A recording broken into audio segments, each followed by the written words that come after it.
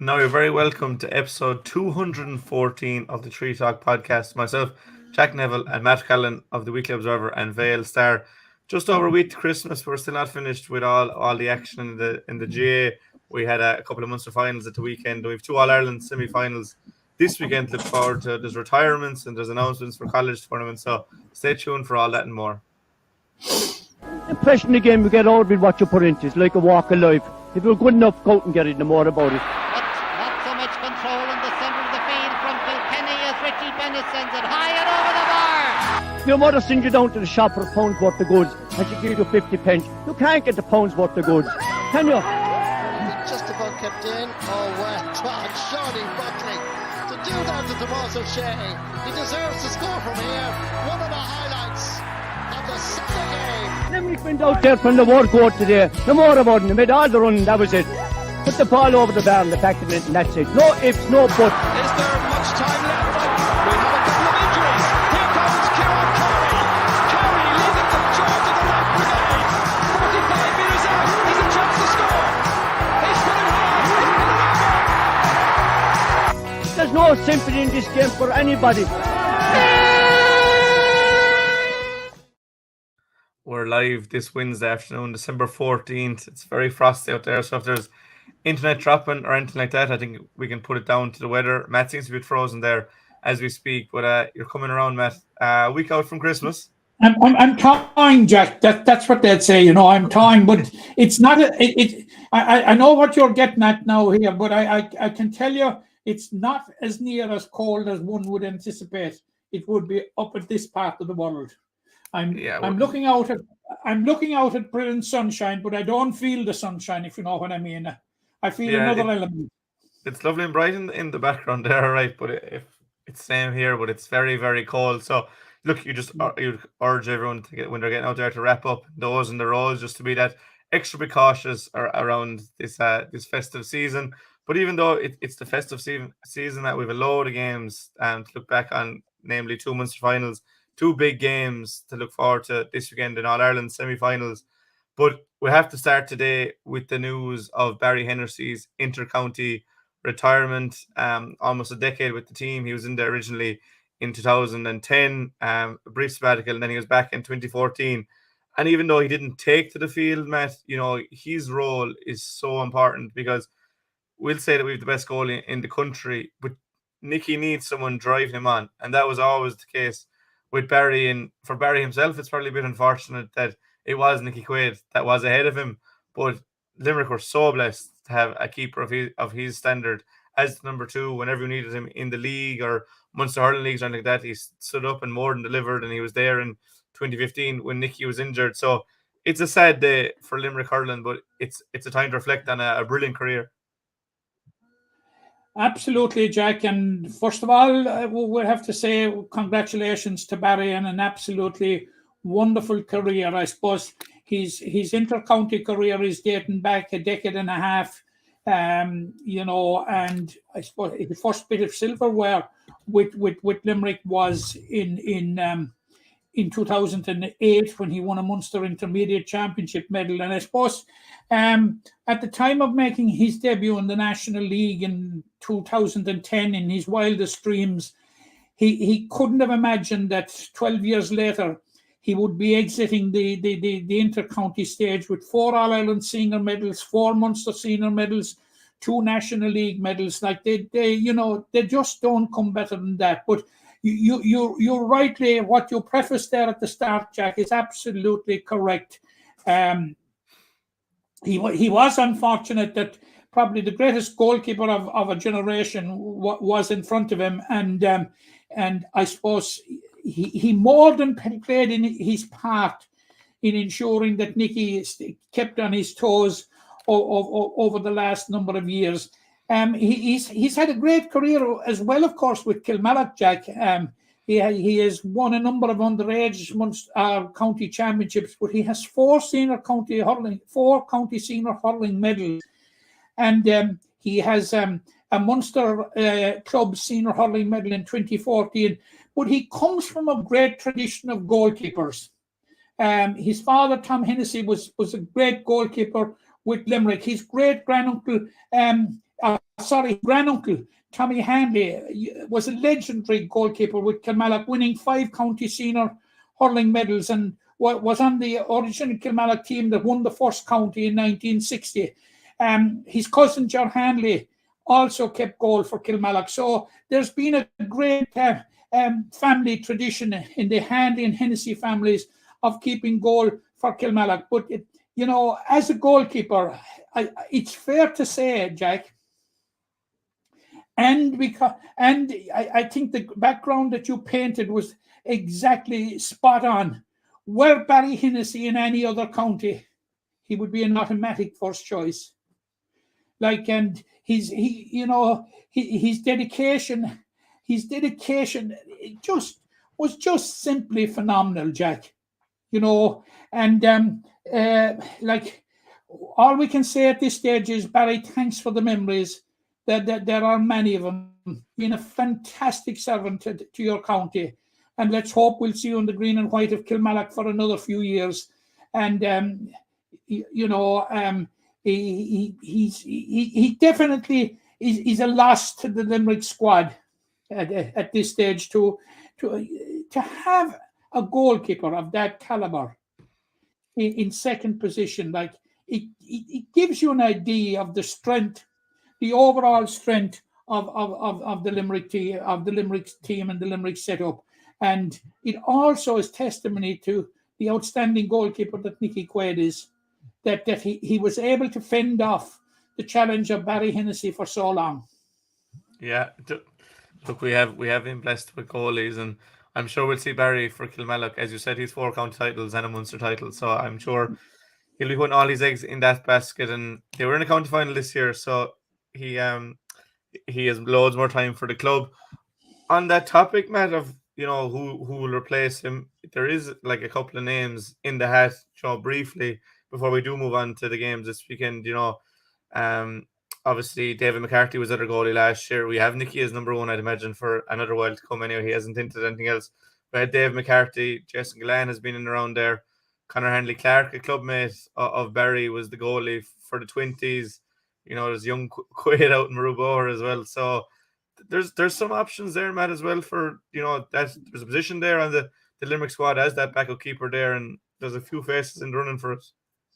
Oh, absolutely. And you know my position on David McCarthy. He's my club man and an absolutely fantastic goalkeeper again. And if you go down the chain, Jack, again, it's testimony to how strong Limerick are to have a goalkeeper of the caliber of David McCarthy, and he's third in line. So obviously the names that you mentioned will certainly come into the fray, and Conor Hanley Clark, who would be a cousin of Barry's, will definitely come into the fray. Jason Gillan, of course, has been around, and I suppose last year it'll give you a sense of the value that Patrick Swell attached to Jason Gillan as a goalkeeper, that they were prepared to forfeit his prowess up in the forwards this year to go back and replace Brian Murray in goal. And you'd have to say that Jason Gillan did exceptionally well for Patrick Swell this year. Killian Quaid, of course, the son of Joe, again, another great goalkeeping tradition in Limerick. He certainly will be in the mix, but it'll be a bit of head-scratching time for John Kiley. But as I say about John Kiley, whatever decision John Kiley makes, Jack, it'll be the right one. Yeah, I think that's the important thing. And look, it's good that he does have options for that goalkeeper role, because in the modern game it is so pivotal. But I suppose moving on from goalies and into this weekend's action, we obviously have a huge All-Ireland semi-final this Sunday in Tullamore. You have Monaleen versus the Leinster champions Bray Emmets in the All-Ireland semi-final. 2-week break for Monaleen after they beat Roscrea in the Munster final. Thoroughly deserving of that. Went through that game in detail last week. Bray Emmets only came through this weekend. They beat Trim. Bit of an upset, a team from Wicklow getting to this stage of the season, but they'll really be looking to make the most of it. But for Monaleen, they will come into the game as favourites. I think it's fair to say, but they've been heavily fancied in a lot of games this year, and they've lived up to the billing. And there's no reason why Owen Breslan and his team can't reach an All-Ireland final this weekend. No, there's no reason at all, Jack. Because game on game, Monaleen have been shown measurable improvements. I was present at 3 of their most important games. I was present at more than 3, but 3 very important games that they played on the way to where they are now, and that was the county semi-final against Effin, the county final against Bruff, and the first round of the quarter of the Munster semi-final against St. Joseph's Dura Bearfield. In all 3 games, they got different tests, and they withstood them all. And I suppose the greatest test of all that they got, Jack, was against St. Joseph's Dura Bearfield. When St. Joseph's Dura Bearfield twice in the space of 3 or 4 minutes took the lead, going down the home straight in the last 10 minutes, and that fantastic goal that we will, from Marco Dwyer, that turned it. And once they got their noses in front, Jack, the fact that they got their noses in front was very, very laudable. But what's most laudable of all, Jack, was the manner, once they got their noses in front, that they closed out them. And there was very few in Kilmallock that day that doubted, once they got ahead in that home straight, that they doubted their capacity to close out the game, and they did it. Now, I look back twice at the game against Roscrea, and I honestly think, Jack, in the game against Roscrea, you might differ with me, but I think Monaleen reached a new level. Yeah, I'd go along with that. Yeah, because they came into the game as outsiders. Well, I won't say outsiders. We'll say Roscrea were favourites. Yeah. And there was no doubt at all. Their performance in the second half, Jack, was simply phenomenal. Again, we had the whole Marco Dwyer thing with 15 points. It was fantastic. But the performance of the others around him, Luke Murphy's, the Andrew Latouche Cosgraves, the Donegal O'Dollies, it was just simply fantastic. Like, they won by 6 or 7 points. They literally blew Roscrea away in the second half. And that wasn't in anybody's script. It wasn't, Roscrea came with high hopes that they were going to embellish their promotion back to senior with a Munster intermediate title. Nobody told Monaleen. They were reading from a totally different script. And the one thing that I've said is the challenges as they've been going along, Jack, have been getting greater. And they have stood up to them. And it's fair to say that when you reach a Munster final, that is probably the biggest challenge of all that you're going to get. Yeah. And some of the type of performance they're reserved from that. But putting it into context, they're only the 3rd club from Limerick to win the Munster Clubs Championship after South Liberties and Effin. But they have to do something that South Liberties and Effin failed to do. And that's go on and qualify for the All-Ireland final. Like South Liberties were narrowly beaten in the All-Ireland semi-final by St. Lachtan's from Freshford in the All-Ireland semi-final. And Effin were beaten by Middletown from Armagh in their respective semi-final. And the fact that it's not a Kilkenny or a Wexford or a Dublin club that's coming out of Leinster, Monaleen have to tread very cautiously, Jack. Yeah, definitely. Kildare champions, Naas, came out of Leinster last year, surprised everybody all around them, went on and won the All-Ireland. And obviously, Bray Emmets will be taking inspiration from that. Now, Bray Emmets are on an exceptionally good run. They won the Wicklow Championship, Jack, in 1952. Were you around for that? Were you? I was away at that. Were you away that day? Yeah, but they won it in 1952, but they didn't win it again until 2014, and they've won it 7 times since 2014. But here in 9 years. But here is the point. John Henderson, the 3 times All-Ireland winner with Kilkenny, of the famous Henderson clan from Kilkenny, he moved to Bray, and he was responsible for for him winning the 2014 Wicklow Senior Hurling Championship. And like apparently they have put structures in place at underage level, and it's now beginning to pay dividends. Little interesting statistic, Jack. They played 3 games in the Leinster Championship. They haven't conceded a goal, but they haven't scored a goal either. There were 3 goalless matches against St. Lazarans, is it, from Nave Barogue and Trim. There wasn't a goal in any one of them. So just an probably useless statistic, but just worth mentioning. But they've won 7 Wicklow championships out of the last 9, which in my opinion, senior championships. But they're going to be formidable. But I think that Monaleen are equipped to meet that challenge. Yeah, I think they are. And you make a really valid point that they are getting better, and they don't seem to be overawed by the occasion in any way, shape or form. That they were better in the Limerick final than they were in previous days, in the Munster final as well. So, but it is a big challenge. They're going to land a senior team. They are a senior team now in their own right, but they won't be officially a senior team until next year. Whereas Bray Emmets are a seasoned senior team. But Limerick hurling is on the crest of a wave, and that's one thing we've been missing since, I suppose, the Piarsaigh in 2016 is a team to win an All-Ireland. So it'd be lovely just before Christmas for Monaleen to be getting into an All-Ireland final. But as I said, that game is this Sunday. They can't. On the other side of the draw, you have Turin from Mayo and Leitrim from Down.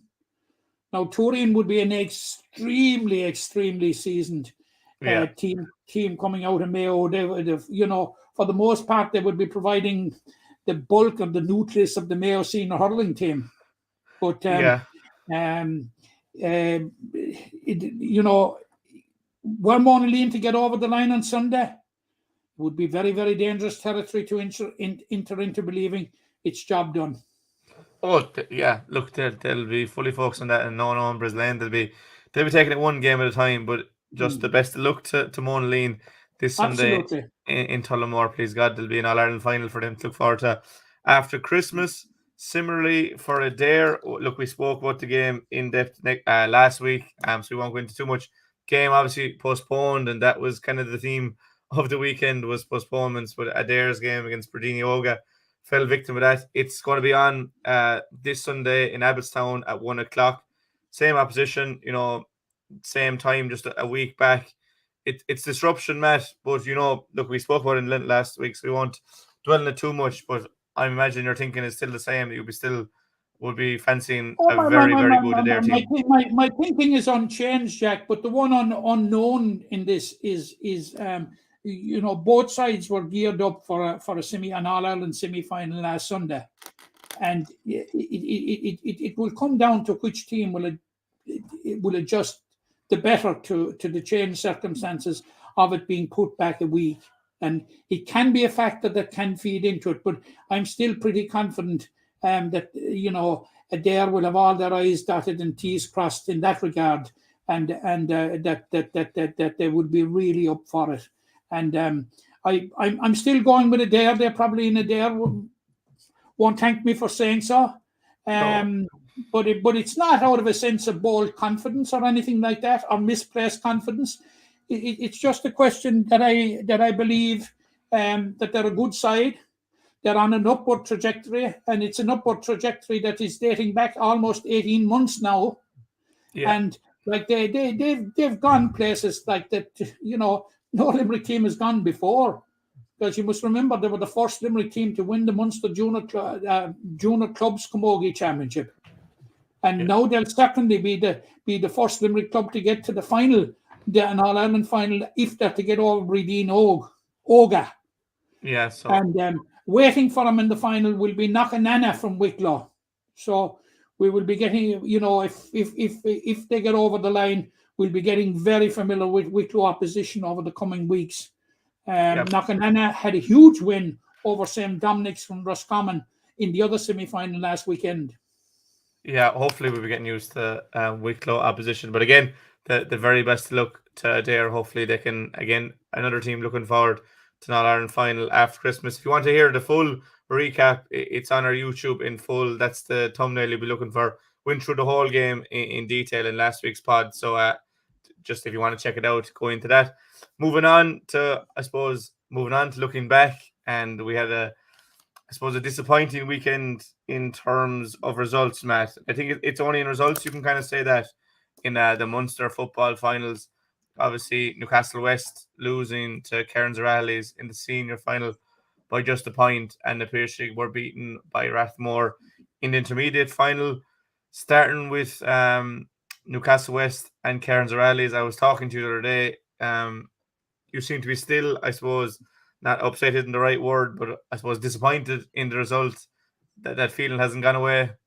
No, Jack, it hasn't gone away. I'm extremely disappointed with the result, but like there can be no question about it, Jack, that the performance of Newcastle West was such that it deserved a result. The day was simply fantastic, no question about it.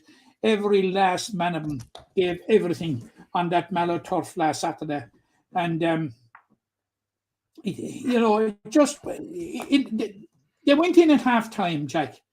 You can picture this situation. They went in at half time leading by 4 points to 3. The Kerry champions hadn't scored from play. At that stage, that 3 off points was made up by 2 Jack Savage frees and a Tommy Walsh mark. And like the expectation, and we were in the press box, and it was unanimous, including the Kerry core, that there could only be one result. And lo and behold, it was that 10 minutes after half time, Jack, that really, really turned it. And the intervention of Tommy Walsh, and he'd been well policed up to that point, and they equalised literally within seconds of the restart. And then 4 minutes into the second half, Walsh made the first intervention when he caught a diagonal ball from Jack Savage, and he gave Mike Quilligan absolutely no chance. He could do nothing about it. He blasted it to the net, and they added a point soon afterwards, and that meant that a 1 point deficit at half time. About 5 minutes into the second half, had become a 4 point lead, and you said to yourself, here goes again, more of the same. But nobody told Newcastle West that. And Cian Sheehan, who was absolutely incredible throughout the game, along with Ian Corbett, and who were driving that team, they were absolutely inspirational, as was every player in a black and white jersey. He had a shot at goal. He came back off the crossbar, or off the woodwork anyway, and Mike McMahon was the first to react, and he slided it into the net, down to a point. Jack, within 90 seconds at the other end, this has been well documented. Newcastle West conceded again. And this time, Tom Walsh was involved again. Tommy Walsh, he fielded the ball. He spotted a diagonal run of Barry John Keane, and he offloaded it perfect, timed the offload perfect. And Barry John Keane blasted an excellent goal. Again, Mike Quilligan had no hope. But after that, that was the 39th minute. They were 4 points up. They only scored one more point, Jack. Yeah. In the rest of the game. They didn't score for the last 20 minutes of actual play. That's including additional time. Basically, it was Newcastle West pounding them, but you've got to hand it to Kerins O'Rahilly's, like the way that they defended and the disciplined way that they defended. They pounded and pounded and pounded, and from the 47th minute, from Mike McMahon's goal, Newcastle West found scores very, very hard to get. And when Tom Hall put over the ball on the 47th minute, they were 4 points down. Now, Newcastle West failed to register a score again until the hour mark, when they got a point in the 60th and 61st minute, both from frees by Owen Hurley. But Jack, at the 64th minute, Aaron Neville, he did absolutely everything right. But the ball just skimmed over the bar. On another day, it could have gone under, and we might be talking about it. We'd be talking about a different result. But it's pure poor consolation to him, Jack, but look, full credit to Newcastle West. They did exceptionally well. And you were there during the week when you had them talking the week before. And Jimmy Lee was emphasising, and Stephen Kelly and others, about getting a performance. Jack, they really got a performance. They kind of left. They left Mallow disappointed, but can keep their heads held high because they really gave it everything. Yeah, they did, and I suppose the defeat to Austin Stacks last year kind of signalled that there was still a bit of a gulf between Newcastle and the best teams in Munster, but they firstly rectified that against Clonmel, and they did the same against Kerins O'Rahilly, and a bounce of ball either way could have been very, very different. Maybe they would have been better off. The one thing, Jack, is that they've learned from last year, and I think we mentioned it in one particular podcast where we felt that shortcomings that manifested in 2021 were all rectified this year, and I have no doubt that they will learn. They will learn considerably. They now know, Jack, and they now believe, and they can confidently believe that they are able to mix it with the best in Munster. Yeah, and they believe it because they've shown it, in fairness, and they showed it in spades, showed the campaign, and we've gone through it ad nauseum at this stage. But they were the best team in Limerick. They're the second best team in Munster, and that's no consolation to them. But when they do reflect on it and see the performance they gave and see how close they pushed Kerry and see how dominant Kerry teams are in these competitions, and how far they've come, they'll be glad. And as I always say, it's worrying for the other teams in Limerick, but it's really good for the county as a whole, and for Ray Dempsey. There'll be a couple there now that'll be called in, that their Munster campaign has come to an end.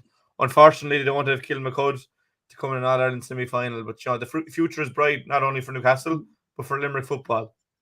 Absolutely, Jack. Absolutely. And, they certainly, they showed on Sunday that they weren't in the slightest bit overall by the fact that Kerins O'Rahilly were the Kerry's champions. No, not at all. That was a big monkey to get off. And if all Limerick teams could get that monkey off their back, we'd be in a very, very good place. Yeah, it would be ideal to get that monkey off the back of beating a Kerry side. And unfortunately for the Piarsaigh, defeat was their lot against Rathmore. Finished 10 points to 117 below on Mallow as well. But when you take in all the factors into that game, they were playing the Kerry champions. Rathmore would be considered the 9th best club, in Kerry. The Piarsaigh would have been 13th best, if you're going by there's 12 teams in the Limerick senior and 8 in the Kerry senior. And the Piarsaigh were with them for a lot of that game. Kieran Daly hit the crossbar shortly after the half. That would have brought it in within 3 points. I think the first score of the game. The Piarsaigh gave as good as they got for an awful lot of that game against a really good Rathmore side. So again, look, the result wasn't there, but when you reflect on it, the Piarsaigh faithful can only be proud of their team's efforts and really happy with how far they've come. Absolutely, Jack. Absolutely, and they came through the Limerick campaign. You must remember that they came from when you're relegated, Jack. Like the Piarsaigh were last year, you're at a low ebb. You're at a low base, so you're coming from a low base. But the way they came through the Limerick Championship, and I've documented this, and I certainly wouldn't be happy with what happened in their group, but I'm not going to go over it again. But I certainly hope I'll never again see it happening to anybody. But it certainly didn't work in the Piarsaigh's favour. But they overcame that, and they won a very, very good Limerick Championship, and they went on to Munster, had a good win over Rathmore, and had a win in a disappointing game against Ballina. But they got the job done, and semi-finals are all about getting to finals. And then faced the might of Rathmore, who you must remember in the previous round in the semi-final, Jack, they blew the Cork champions Kanturk out of the water. Were it not for 2 late goals for Kanturk, the margin would have been absolutely huge. But it's this whole thing about Kerry in the final again. But the Piarsaigh, on Sunday, they gave it everything, Jack, and you can't ask for any more. Michael Lynch and his management team, all you can ask to do, you can prepare and just hope that it comes right on the day. But if a team goes out and gives it everything, very, very few. A very interesting background to this, Jack. And it is something that needs to be looked at. There have been 19 Munster intermediate club finals. Kerry have won 16 of them. Cork have won 3. Kerry have won the last 8. There have been 19 junior football finals. Kerry have won 15 and Cork have won 4. There's a disparity there, Jack. And I just wonder about the integrity of the competition going forward if there isn't something done to have a leveler playing field. Because you're right when you say what you say. Rathmore are the 9th team in Kerry. Now, the Piarsaigh are probably the 13th team in Limerick. But, getting back to the Piarsaigh, they will be disappointed with the result. I think they can be happy with the performance and happy that the performance is a platform for their return to senior football in Limerick next year. Yeah, brilliant platform for them to work off, that they've shown that they can go toe-to-toe with the best in Munster. So overall, really good campaign for the Piarsaigh. Even before you get into hurling, you had 2 county titles to that as well. But, fair play to both Newcastle and the Piarsaigh. Didn't get the results they wanted, but again, it's putting Limerick on a better footing in the football landscapes. Briefly, moving on to football and hurling, we got the draws for Fitzgibbon and Sigerson Cups for 2023 match just earlier today. I'll just read out the groups there. Interestingly, UL and Two Midwestern, the same group. In Group A, then you have NUIG, MTU Cork, and SETU Watford. Group B has Limerick's Mary I with Carlow IT and DCU. Group C, Maynooth University, UCC, and UCD. And then Group D, UL, Two Midwest, and ATU Galway. I suppose for the Limerick sides, Mary I got a horrible draw last year. I think it's fair to say the draw this year isn't much better, Matt, but it's probably more doable with Carlow and DCU. And then for UL and Toos, they both came out of the group last year. They'll be hoping for the same, but they both have to beat ATU Galway, which I'd imagine is just an extension of GMIT, who got to the semi-final last year. So we'll talk about it more in the new year, but briefly, from looking at the squads and stuff, you'd be hopeful for Mary I, you'd be fairly confident in UL, and you'd be hopeful for Toos as well, I think it's fair to say. Yeah, we'd be hopeful. You'd be hopeful that it'll be quarterfinals, that they will make it. I see no reason why the Limerick sides won't make it. But again, it's literally hot press. We haven't had time to really sit down and study it. And the way we can really study it is we sit down in the context of the various panels and see who's available. But UL are the champions, of course. And at first glance, Jack, and having a brief look over their panel in which they have 5 Limerick players, it will take a very, very good team to take it off them, Yeah, they've 5 Limerick players, and they also have the bones of the team that won it last year. The likes of Brian O'Mara and Mark Rogers and Mike Kiley. Yeah, and as you know, I think it's unfair having an All-Ireland winning team when you're adding in Adam English, Colin O'Neill, and Colin Coughlin, to name just a couple. But UL are very formidable for Mary I. We have Jason Gallan will be flying the flag for Mary I, and Tuesday have a number of players that Limerick fans will be familiar with. But as I said, look, we'll be going into it more in depth in the new year. But Jack, there are dark horses just about 30 miles down the road on Lee side. You always have to have your spoken. Pardon? You always have to have your spoken about the college, as you call them. Yeah, a team that have won more Fitzgibbons than anybody. Like, and who include in that panel this year? Jerome Boylan of the Piarsaigh, Padraig Hartnell of a hand, Eddie Stokes of Doon, and Ronan Fox of a hand. So they're not to be discounted. No, definitely not. We might hear more from those players as we get into the latter end of this podcast, which we are on because it is going to be a shorter episode today. But the Sigerson then, Matt, pits your own college against my college, for want of a better way of describing it. UL versus UCC. Obviously, UL have never won it, but have been building. They got the final last year. They'll be without a certain David Clifford, which makes it that more difficult. But Sigerson is probably a bit more cut and trust in that. Well, I think now you can afford to lose your first game. Before you couldn't, but UCC were champions in 2020, if I remember correctly. So that's right. They did the double, Jack.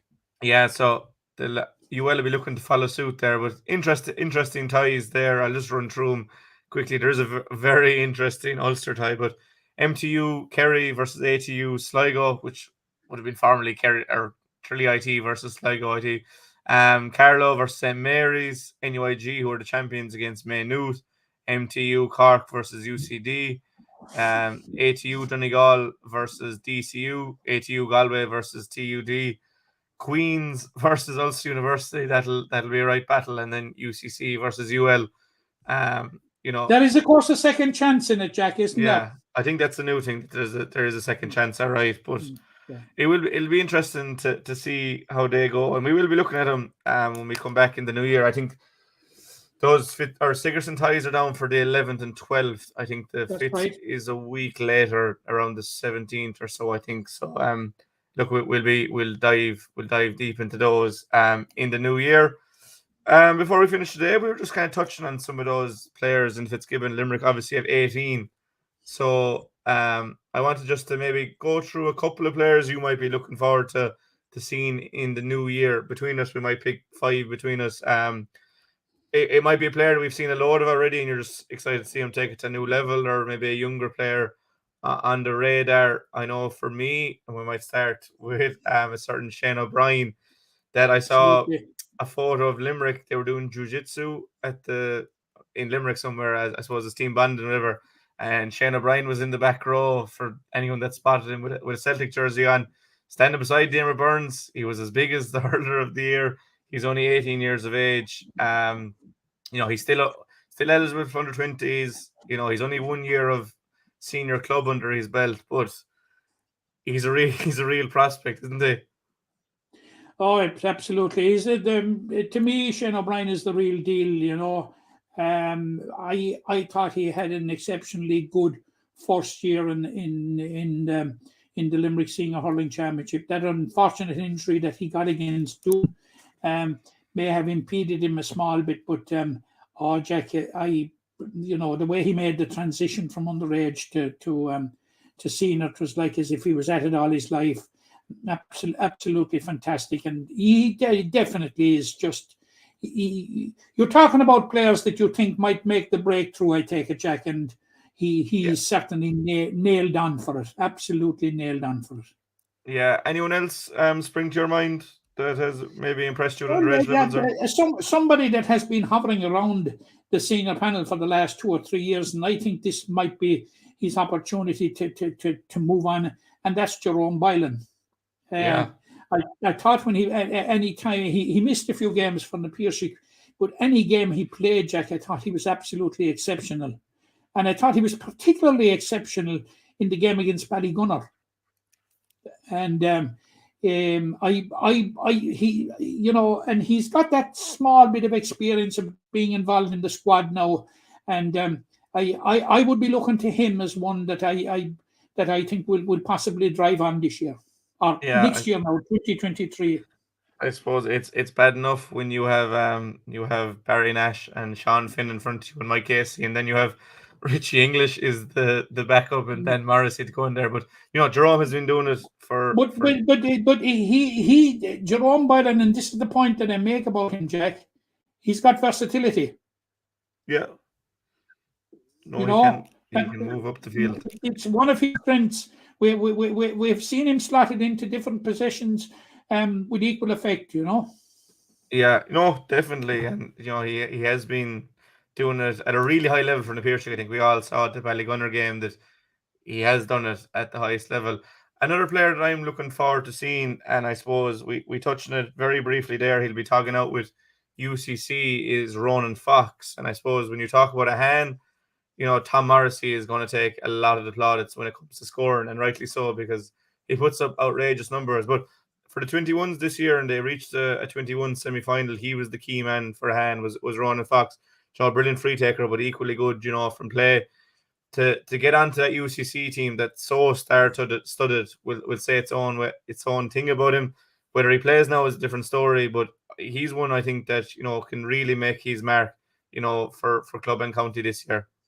Yeah, I would agree with you there, Jack. I would agree again, and the hope is that he will make the UCC team.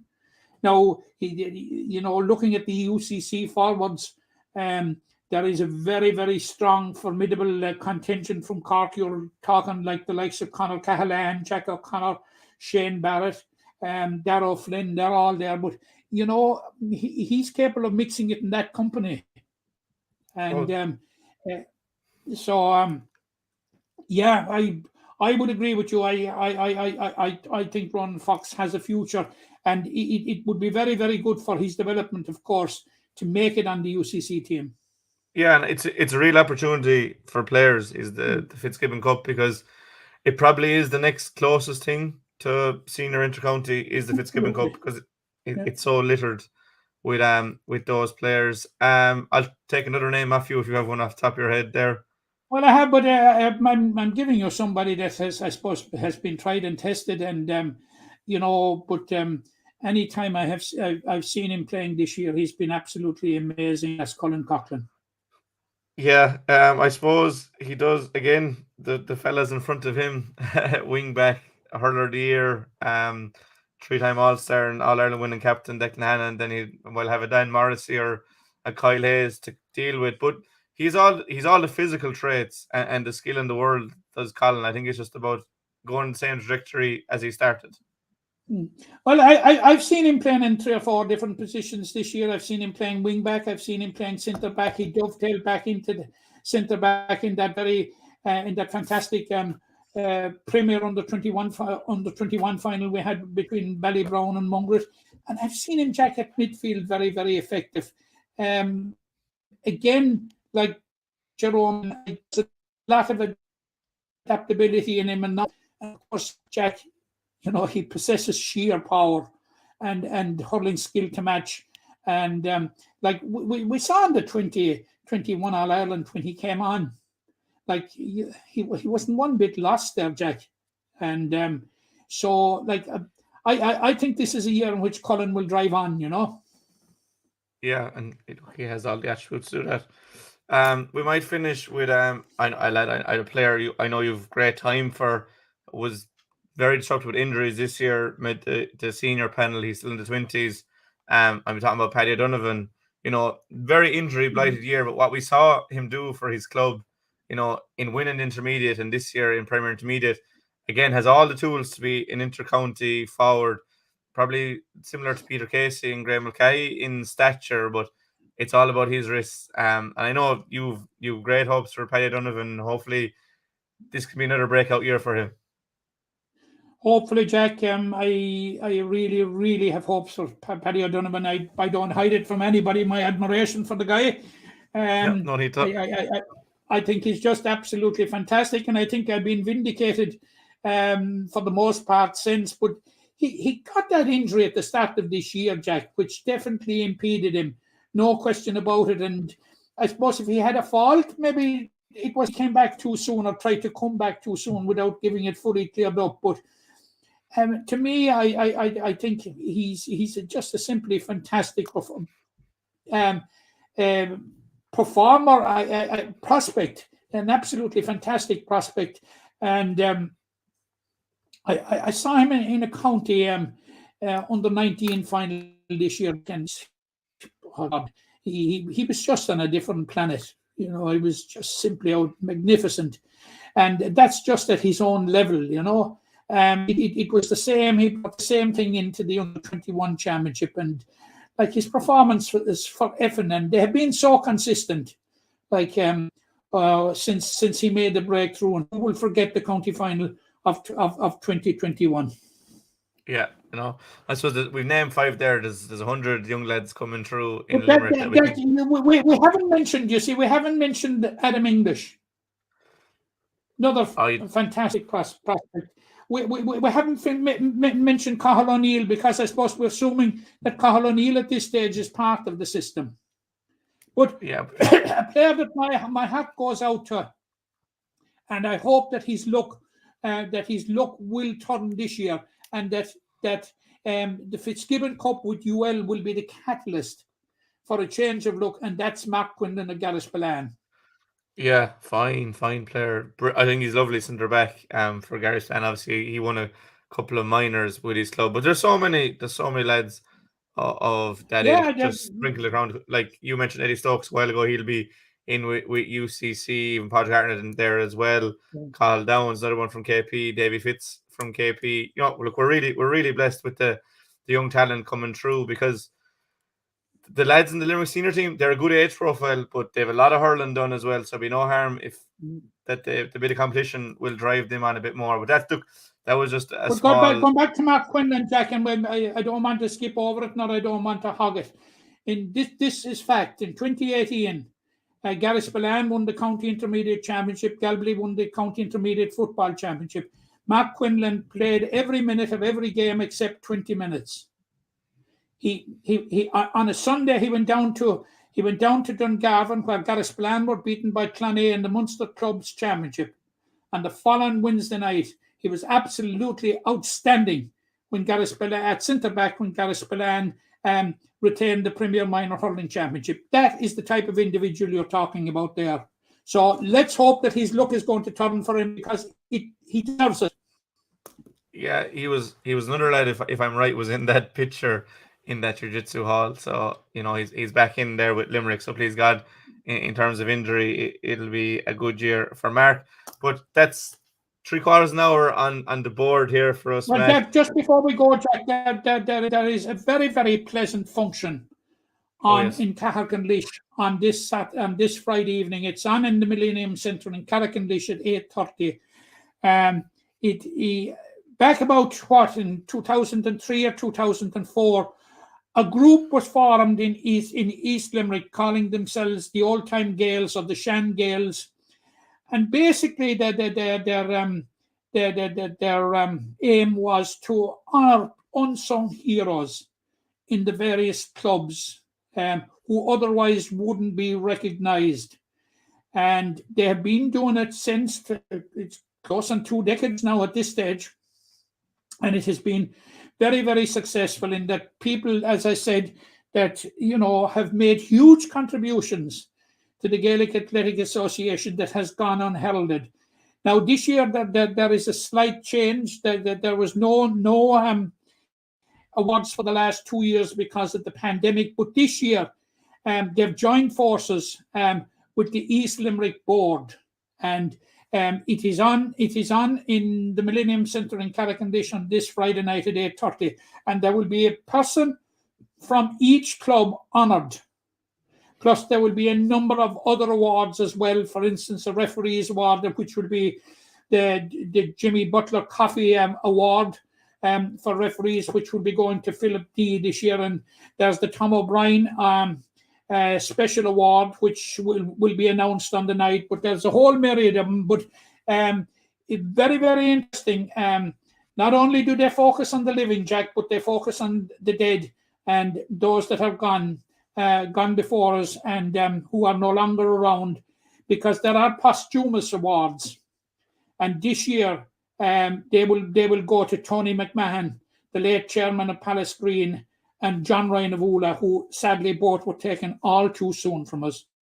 So it's a lovely, lovely concept, fantastic concept, and always a great night. I've been there on a number of occasions and really enjoyed it. But what I really enjoy most about it is to see people that we know have done and contributed so much to the GAA over the years, unheralded, and now we see them getting their moment in the sun. So it's a fantastic. The whole concept, Jack, is fantastic. Congratulations to those that started it in the first place, and very, very interesting. One of the people that spearheaded it on this occasion will be getting the Hall of Fame award, and that is the legend that is Eddie Wade. Eddie was so dedicated for so long to that particular concept, but so dedicated to everything involved in the GAA. Many years as an e-sport officer, an officer with his club South Liberties, county board officer. He served at every level, and it's great to see that he gets that bit of recognition as well. Yeah, it sounds like it'll be a very enjoyable night, and well-worthy winners and recipients on the night. So best of luck to everyone there, and I suppose well done for those who organised this. That's just under an hour on the board for us, which is very good. We generally always break the hour, even though we say we won't. But look, we've only 2 games this weekend to look forward to. It is slowing down for Christmas. Monaleen and Bray Emmets in the All-Ireland semi-final on Sunday at 1 o'clock in Tullamore, and Adare versus Berdini Yoga at the same time, the same day in Abbottstown in Dublin. So the best of luck to Monaleen and to Adare. You're coming in with something? I'm just coming in. I'm wondering about the split season. We have an awful lot of under-21 games. Do they have to wait until the club game clicks in again next July? But I think the whole thing is unfortunate that so many games fell foul of the weather. It was nobody's fault. But I raised it briefly last week, and I think it's something that's worth thought, the rescheduling of that competition to another stage of the year. Yeah, I suppose the lads in our club are kind of in limbo at the moment. They don't really know what's happening, but I suppose weather is something outside of the organised control. So absolutely, it's catch-22. But I suppose at this time of the year, you do run the risk that weather will play its part. But thankfully we got our Munster finals out of the way last week. I think we will get our games this weekend, please God. The best luck to Monaleen and to Adare. A huge thank you to everyone that tuned in and listened. I suppose like, subscribe, all that good stuff. Follow us, whatever you're watching or listening, whether it's YouTube or Facebook or Spotify or all them things. Just spread the word and grow the community a small bit. As always, a huge thank you to you, Matt, for your great insights. Again, the best luck to the teams competing this weekend, and this isn't our last one before Christmas, but we are closing in. So as we get into Christmas spirit, I hope everyone is enjoying this time of year. But for now, Matt, a huge thank you and good luck. Thanks, Jack. Especially in the game, you get out with what you put into. It's like a walk of life. If you're good enough, go out and get it, no more about it. Not so much control in the centre of the field from Kilkenny as Richie Bennett sends it high and over the bar. Your mother sends you down to the shop for a pound's worth of goods, and she gives you 50 pence. You can't get the pound's worth of goods, can you? Just about kept in. Oh, well done, Johnny Buckley. To do that to Tomas O'Shea, he deserves to score from here. One of the highlights of the Sunday game. Limerick went out there from the word court today. No more about it. They made all the running, that was it. Put the ball over the bar and the back of it, and that's it. No ifs, no buts. Is there